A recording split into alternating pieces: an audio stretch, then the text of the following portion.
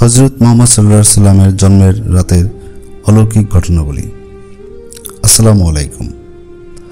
আজ আমরা আলোচনা করব হযরত মুহাম্মদ সাল্লাল্লাহু আলাইহি সাল্লামের জন্মের রাতে ঘটে যাওয়া অলৌকিক ঘটনাবলী নিয়ে।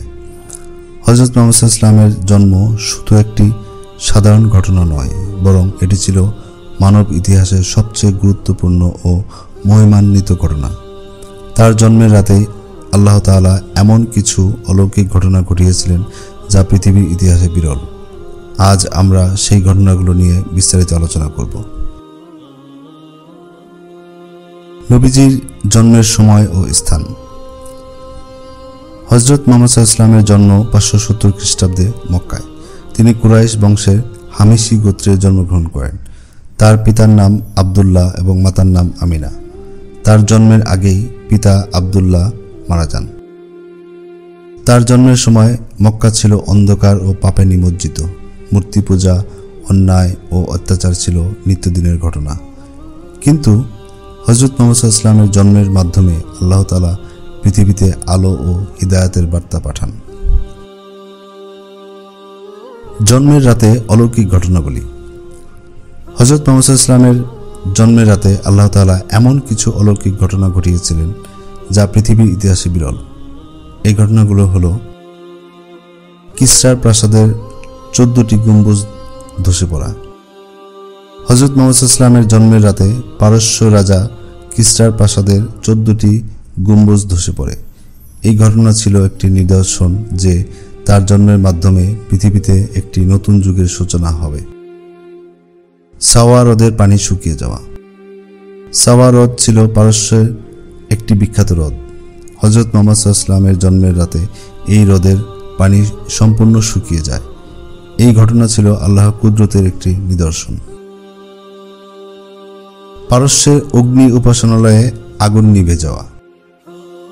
পারস্যে অগ্নি উপাসনালয়ে আগুন 1000 বছর ধরে জ্বলছিল।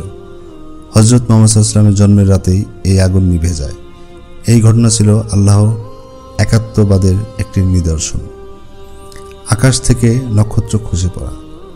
হযরত মুহাম্মদ সাল্লাল্লাহু আলাইহি সাল্লামের জন্মের রাতে আকাশ থেকে অসংখ্য নক্ষত্র খসে পড়ে। এই ঘটনা ছিল আল্লাহর কুদরতের একটি নিদর্শন। ফেরেশতাদের আনন্দ উৎসব। হযরত মুহাম্মদ সাল্লাল্লাহু আলাইহি সাল্লামের জন্মের রাতে ফেরেশতারা আনন্দ উৎসব করেছিলেন। তারা আল্লাহর প্রশংসা করছিলেন এবং পৃথিবীতে আলো ও হিদায়াতের বার্তা পাঠানোর জন্য আল্লাহর শুকরিয়া আদায় করছিলেন। আমিনার স্বপ্ন। হযরত মুহাম্মদ সাল্লাল্লাহু আলাইহি সাল্লামের মাতা আমিনা তার জন্মের রাতে একটি স্বপ্ন দেখেছিলেন। স্বপ্নে তিনি দেখেছিলেন যে তার পেট থেকে একটি আলো বের হয়েছে যা সমগ্র পৃথিবীকে আলোকিত করেছে। এই স্বপ্ন ছিল হযরত মুহাম্মদ সাল্লাল্লাহু আলাইহি সাল্লামের নবুয়তের একটি নিদর্শন। আব্রাহার হাতির বাহিনী ধ্বংস। হযরত মুহাম্মদ সাল্লাল্লাহু আলাইহি সাল্লামের জন্মের বছরই আব্রাহার হাতি বাহিনীর কাবা ঘর ধ্বংস করতে এসেছিল, কিন্তু আল্লাহ তাআলা পাখিদের মাধ্যমে তাদের ধ্বংস করেছিলেন।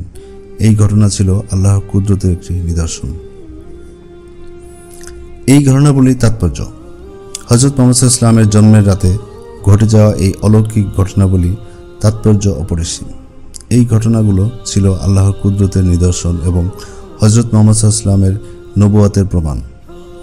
এই ঘটনাগুলো আমাদেরকে শিক্ষা দেয় যে আল্লাহ তাআলা তার প্রিয় বান্দাদেরকে সবসময় সাহায্য করেন এবং তাদেরকে অলৌকিকভাবে রক্ষা করেন। হযরত মুহাম্মদ সাল্লাল্লাহু আলাইহি সাল্লামের জন্মের মাধ্যমে আল্লাহ তাআলা পৃথিবীতে আলো ও হিদায়াতের বার্তা পাঠিয়েছিলেন। হযরত মুহাম্মদ সাল্লাল্লাহু আলাইহি সাল্লামের জন্মের রাতে ঘটে যাওয়া অলৌকিক ঘটনাবলী আমাদের জন্য একটি অনুপ্রেরণা। এই ঘটনাগুলো আমাদেরকে আল্লাহর কুদরত ও মহিমা সম্পর্কে সচেতন করে। আমরা এই ঘটনাগুলো থেকে শিক্ষা নিয়ে আমাদের জীবনকে আল্লাহর পথে পরিচালিত করতে পারি।